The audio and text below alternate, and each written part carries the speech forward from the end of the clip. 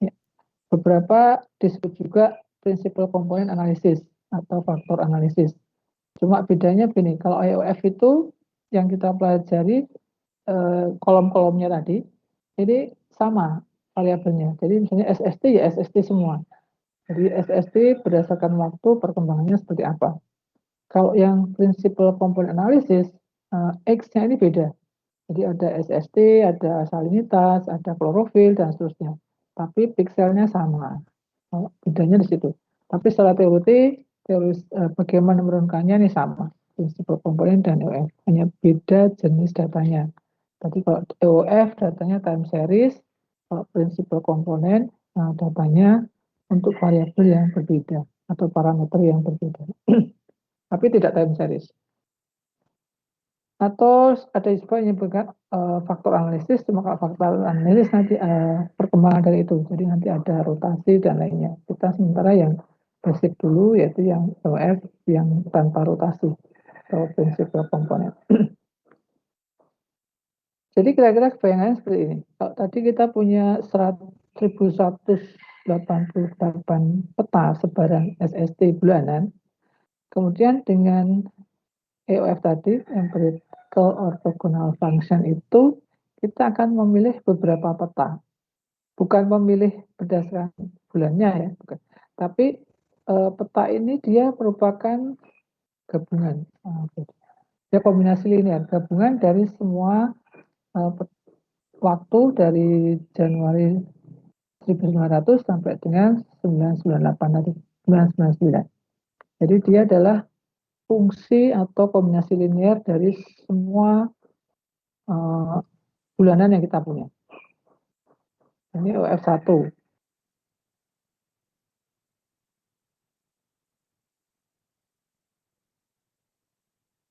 Yang kita punya, tapi tentu saja fungsinya berbeda.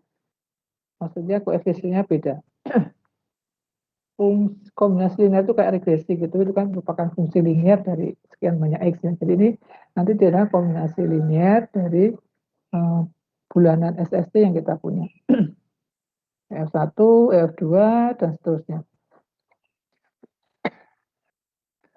Ada sebanyak 1188 EOF yang bisa kita susun dari data yang 1188 map ini, tapi tidak semuanya kita pakai. Nah, tadi kan kita tujuannya menyederhanakan struktur. Jadi kita hanya akan memakai beberapa saja, mungkin 2, 3 cukup untuk menganalisa kita. Dan 2 atau 3 EOF ini atau model ini yang kita bisa sebutkan model nanti, itu menggambarkan keragaman data yang paling optimum. Jadi dari nanti yang analis OF tadi akan menghasilkan pertama adalah koefisien dari kombinasi linear itu. Kalau kita plot time series kan, maka dia akan menggambarkan variabilitas waktu. Jadi yang pertama dia akan mengekstrak bagaimana sih perilaku si SST ini berdasarkan waktunya, karena pengaruh musimankah, pengaruh kejadian tahunan yang seperti IUD, kemudian La Nina, ENSO, dan lainnya. Ini koefisiennya. Terus dari koefisiennya nanti kita bisa lagi mencari sebaran berdasarkan EOF tadi. Jadi secara spasialnya. Nanti yang EOF kedua atau mode kedua ini juga sama. Kita bisa mencari fungsi dari waktu. Dia adalah variabilitas waktu yang pastinya beda dari yang pertama tadi. Kalau yang pertama mungkin tadi karena pengaruh musiman, kemudian yang kedua mungkin pengaruh yang lain, yang pasti berbeda dari yang pertama. Nah, nanti sama dan seterusnya sampai dengan yang kita butuhkan tadi. Mungkin ada 2 atau 3. Nah, nanti kenapa kita 2 atau 3 ya ketentuannya nanti. Nah, jadi dari OF ini kita bisa tadi kita mencari struktur ya, kita bisa mengeksplorasi perilaku berdasarkan waktu itu seperti apa yang paling dominan, kemudian dominan kedua dan seterusnya. Kemudian dari yang tadi waktu itu bisa kita juga kaji bagaimana sih sebarannya berdasarkan spasialnya. Nah, itu tujuan dari EOF.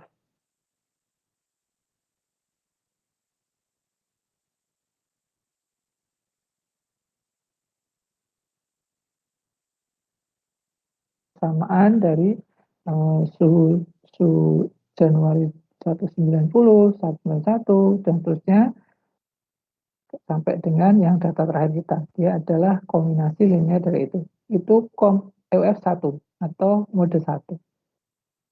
Nanti mode 2 itu juga sama. Dia kombinasi linear, tapi pasti koefisiennya berbeda. Nah, sifatnya adalah di antara koefisien 1 dan koefisien 2 itu dia tidak boleh saling berhubungan. Kalau dulu kita masih punya namanya korelasi, dia tidak boleh saling berkorelasi. Kalau dalam matrik, dia dikatakan sebagai ortogonal. Jadi dia saling tegak lurus di antara koefisien EOF mode 1, EOF mode 2. Jadi dia saling ortogonal. Syarat pertama itu. Kemudian syarat yang kedua, tadi F merupakan fungsi dari waktu dan ruang ya. Jadi dia adalah karena nanti kita butuhnya bagaimana dia menjelaskan variasi spasial, bagaimana kita variasi temporalnya. Jadi EOF 1 tadi tidak boleh punya hubungan atau kalau dalam bahasa matriknya dia harus ortogonal. Kemudian EOF yang pertama dia harus terbesar menjelaskan varian data. Masih ingat ya dulu varian ya. Varian itu berarti ya, keragaman data. Setiap data, kumpulan data dia punya nilai tengah, rataan, dia punya nilai apa nih varian, nilai ya variasi sebarannya. Jadi yang EOF pertama dia harus menjelaskan keragaman data itu paling besar. Kemudian EOF yang kedua itu harus menjelaskan keragaman data terbesar kedua. Jadi terurut. Yang pertama EOF pertama mode 1 harus yang terbesar keragamannya. Kemudian yang kedua adalah kebesar yang kedua, yang ketiga dan seterusnya. Jadi keragamannya dari terbesar sampai yang terkecil. Tadi sudah ya dua ya. Syarat pertama tadi dia kombinasi linear, masing-masing kombinasi linear. Yang syarat kedua dia tidak boleh saling berkorelasi atau kalau dalam matriknya dia harus saling ortogonal. Kemudian yang ketiga tadi adalah variannya terurut dari besar ke kecil. Nah ini, jadi ini kombinasi linearnya bentuknya seperti ini. Jadi EOF1 Z1 adalah E11 X1 plus E12 X2 E13 X3 X-nya ini jadi SST ya, SST bulan pertama, bulan kedua, bulan ketiga sampai bulan ke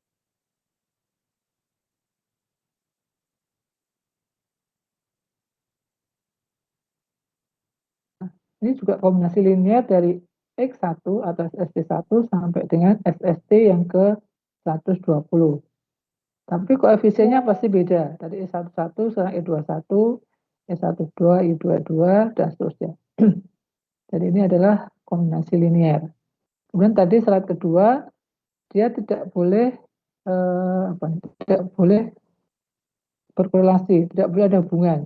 Jadi antara E11, E12 dan seterusnya dengan E21, E22 dan seterusnya kalau dalam bahasa vektor mungkin dulu masih ingat waktu SMA ada yang namanya ortogonal tidak saling berhubungan itu kalau tegak lurus.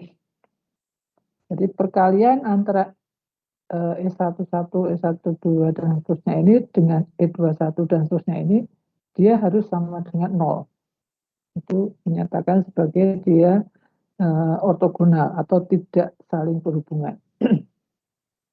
Dan seterusnya ya nanti mode ketiga atau F3 sampai dengan F mode yang ke 120 itu yang ke M. Ya, kombinasi linear juga bersifat ortogonal, tegak lurus, dan keragamannya terbesar pertama, kedua, dan seterusnya. Kalau kita tuliskan dalam matriks seperti ini jadinya. Z ini adalah EOF-nya atau modenya nanti. Nah, EIJ-nya ini adalah koefisien tadi. X-nya itu X data kita. Nah, itu yang namanya empirical orthogonal function atau EF tadi. Bagaimana menghitungnya? Nah, tadi syarat yang kedua, dia EF1 menjelaskan maksimum keragaman data. X2 menjelaskan maksimum kedua keragaman data sampai dan seterusnya. Dan di antara yang EF1 dan EF2, koefisiennya tadi, yang EE tadi, dia harus saling ortogonal. Dia tidak saling berkorelasi.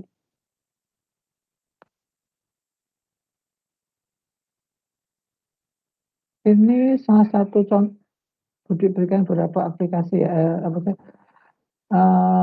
penerapannya ini dulu Budi terus tahun 2018 tentang SPL di utara Jawa Tengah. Di Laut Jawa cuma khusus bagian Jawa Tengah. Ini datanya 2003 sampai dengan 2017, berarti 15 tahun ya. Ada 15 tahun bagaimana mengkaji variabilitas spasial di utara Jawa Tengah dan secara temporal. Ini ringkasannya, kalau musim hujan atau musim barat, Desember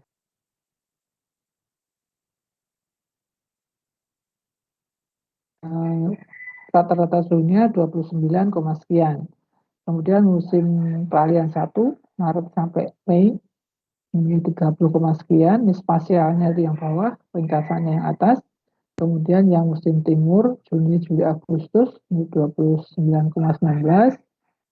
Musim timur peralihan 2 ya, peralihan 2-nya 29,81. Jadi di utara Jawa itu mengalami setiap tahunnya mengalami 2 kali dingin dan 2 kali panas. Musim barat ya dingin, kemudian musim peralihan 1 panas, kemudian musim timur dingin lagi dan lebih dingin dari musim barat, kemudian musim peralihan ini sudah mulai hangat lagi sampai dengan musim barat. Ini kalau rata-rata tahunannya antara 2003 sampai 2017, ini 29, sekian. Jadi kita punya data berapa nih? 15 kali 12 bulan ya. 15 kali 12 berapa itu? Ya, sekian, berarti ada sekian X kan, sekian X, apa sekian kolom. Kemudian pikselnya adalah berdasarkan luasan dari perairan ini. Nah, dengan EOF akan diperoleh hanya 3 mode atau 3 EOF, yaitu 3 variabel baru ini, di mana variabel baru ini tidak saling berkorelasi. Kalau tadi satu musim barat, misalkan Desember, Januari, Februari, itu pasti saling berhubungan kan. Kalau kita korelasikan dia akan tinggi. Nah, ini musim EOF yang pertama, dari tadi 15 kali 12 bulan, ternyata saya hanya cukup dengan 3 EOF atau 3 mode. Mode pertama ini menjelaskan keragaman data sebesar 30,6%. Data yang dijelaskan oleh mode 1. Nah, siapa sih yang mode 1 itu? Kalau dilihat dari time series untuk E-nya tadi, ternyata dia di yang atas ini, yang positif tinggi ini adalah SPL pada saat musim timur. Nah, artinya bahwa perairan utara Jawa Tengah ini atau utara Jawa lah ya, itu karakteristiknya sangat kuat pada saat musim timur. Di mana musim timur itu SPL-nya dingin, kalau dilihat dari spasialnya, dinginnya itu bergerak dari timur perairan menuju ke barat. Ini berarti mengikuti aliran ini ya, arus ya. Nah, karena musim timur berarti arusnya dari timur ke barat, di mana pada saat musim timur itu suhu yang dingin di sebelah timur ada Laut Sawu dan lainnya, ke barat itu akan menjadi hangat. Ini dia lebih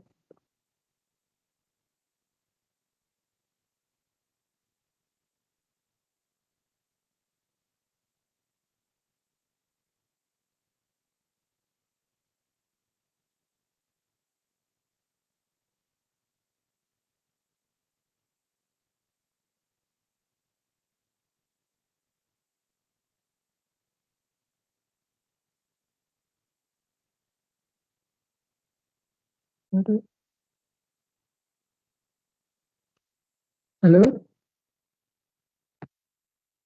Ya, Bu. Oh, enggak, tadi kok kayaknya terlempar Ibu. Enggak ya? Oke. Baik, jadi yang kedua ini lebih karakteristik yang kuat kedua di peralihan ini adalah musim peralihan satu.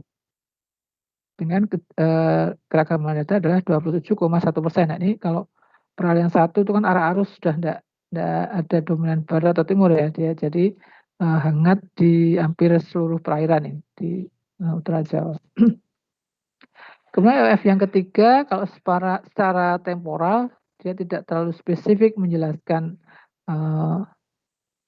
perilaku kayak tadi musim barat, musim timur, musiman, dia tidak terlalu spesifik, tapi lebih cenderung dia ke spasialnya. Jadi ada yang unik dari perairan di Teluk Semarang dan di atas Brebes ini. Dia tinggi SPL-nya yaitu pada saat tanggal-tanggal ini, bulan-bulan ini maksudnya. Bulan-bulan ini ternyata kok tinggi di atas Brebes dan di Teluk Semarang. Jadi dia lebih karakter dari suatu spasialnya. Ini keragaman datanya adalah 18,9%. Ini contoh satu, ini contoh kedua, Ibu ambil dari jurnalnya ini ya, Phil Jacobs dan kawan-kawan tahun 2011. Maksudnya dia banyak variabel yang dia pelajari di sini, ada SPL, kemudian ada SM. SM itu suspended. Nah, kalau kita MPT ya, MPT, material tersuspensi di perairan ini.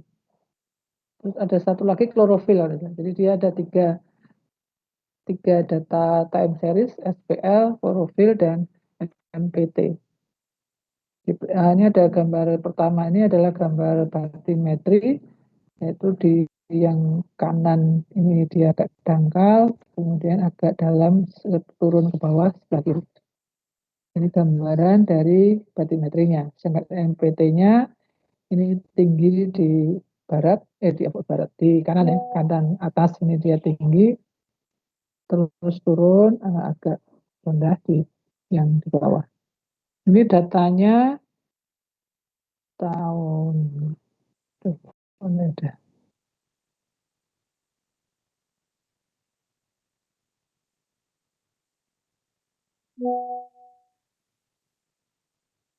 patah time seriesnya ini yang ini tidak dia digabung ya langsung F1, F2, F3 dia di overlaykan dalam satu peta, jadi kurang kurang nampak. Tapi dia menjelaskan bahwa mode 1 atau EF1 ini menjelaskan keragaman data sebesar 40%, nah, itu bersifat musiman. Dia ada musim dingin dan musim panas. Ini agak beda dengan perairan kita. Kita hanya musim timur dan barat, dia dingin dan panas. Dinginnya positif, kemudian panasnya negatif. Ini karena saling bertolak belakang yang panas dan dingin.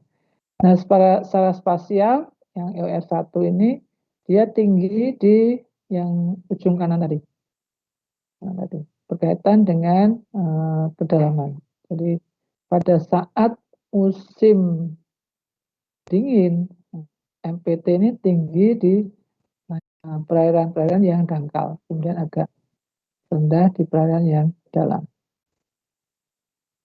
EOF1, kemudian EOF2 menyumbang 12% keragaman data. Dia juga secara time seriesnya tidak terlalu spesifik, tapi dia menjelaskan ya ini ruang ini spasialnya agak spesifik di yang bawah ini dia tinggi, yang dalam berarti ya, yang dalam tinggi, sedangkan yang dangkal ini justru MPT-nya yang rendah. Kemudian MPT ketiga menyumbang keragaman data sebesar 8%. Itu contoh kedua. Ini contoh ketiga ada lagi, ini tentang SPL.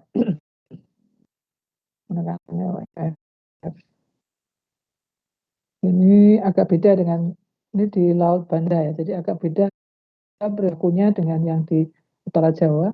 Kalau ini masih musim juga, musim. Ada waktu-waktu tertentu yang memang sangat dingin. Ini dia tahun berapa? Ya sekian tahun ini. Ini pada saat tahun 2008, 2011, dan kejadian SPL-nya ini sangat dingin. Nah, ini agak berbeda dengan Jawa. Ya, Jawa kan hampir rata semua setiap waktunya, tidak ada yang ekstrim. Ini ada yang ekstrim sekitar bulan Juni hingga September pada tahun-tahun tertentu. Suhunya sampai kurang dari 28 derajat. Terus dengan EOF dia menggunakannya, ini EOF pertama. EOF pertama ini masih musiman yang tadi. Yang dominan adalah yang musiman tadi, mirip dengan yang rata-rata tadi. Terus ada F2, 3, dan 4. Nah, itu contoh ketiga, ini contoh keempat. Nanti ini Faisal Patrick ini pasti juga. Kayaknya dia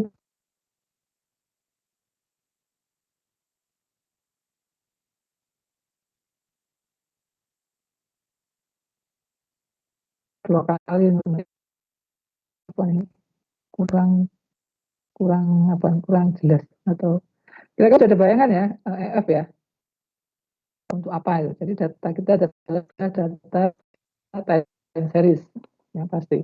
Kemudian data time series tadi ya ruang dan waktu. Jelas kita ada variasi ruang dan variasi waktu yang akan kita kaji bagaimana perilaku si SPL tadi. Oke, baik. Jadi apa sih sebenarnya EOF itu? Bagaimana cara kita menghitungnya? Nah, tadi tujuan kita adalah mereduksi dimensi ya. Kalau tadi ada 120 data, kalau kita punya 10 tahun, nah kita akan mereduksi dimensi sehingga kita tidak lagi 120, tapi itu cukup tadi hanya 3 atau 4 yang kita pakai. Nah, tapi 3 atau 4 tadi yang jelas dia punya karakter yang menjelaskan keragaman data. Jadi kita mereduksi dimensi di mana ada P ini, kemudian tapi yang tiga itu dia sungguh-sungguh optimum dalam menjelaskan keragaman data. Sebuah optimum merupakan kombinasi linear. Tadi kita sudah dia kombinasi linear dari data bulan Januari pertama sampai dengan Desember ke 120 untuk mode 1 atau F1. Mode 2 juga sama, dia kombinasi linear dari F1 bulan 1 sampai dengan bulan 100 ke 20. Tapi pasti beda koefisiennya. Nah, ini sebenarnya bisa sampai 120 ya, tapi tujuan kita mereduksi dimensi sehingga kita tidak pakai yang ke 120. Saat kedua tadi adalah antar mode atau antar EF ini dia tidak dikali A22 dan seterusnya sampai A1P dikali A2P. Teman-teman masih ingat dulu materi vektor di Vesmart ya. Jadi kalau selain ortogonal itu kalau kita kalikan koefisiennya terus kita jumlahkan, maka jumlahnya adalah 0. Berarti dia saling ortogonal. Kalau dalam bahasa statistiknya dia tidak berkorelasi. Saat ketiga adalah keragaman yang dijelaskan oleh mode berurutan dari yang terbesar sampai ke yang terkecil. Jadi varian mode 1, varian mode 2, ini bisa 1, kemudian 2, 3, dan seterusnya. Jadi terurut. Nah, dengan dengan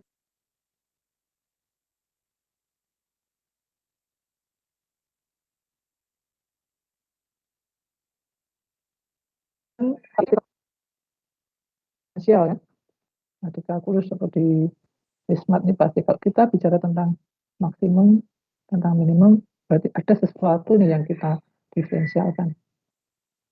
Nah, dengan matrik-matrik tadi nanti bisa juga baca di tulisan Budi, tapi ini udah agak lama ini. Ini sebenarnya tentang komponen utama, tapi prinsipnya sama.